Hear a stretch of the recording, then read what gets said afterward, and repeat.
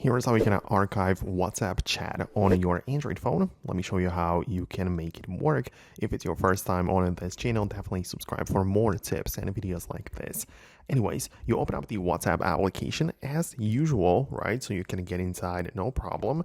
And the chat that you want to archive, you just hold down on it like that.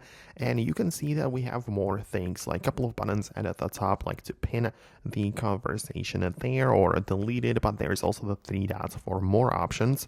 And when you click there, we have so many other options. So you can see when you click on archive the chat, it's going to be hidden away sort of, right? So it's kind of archived like that, and you should be able to find it anytime you go through it, but it's basically been archived. So that's part of the folders right there. So you can tap on it, and this is the place where you can go, right? So you can then hold down on it and unarchive it with the button which is pointing up. So that's how you can move it.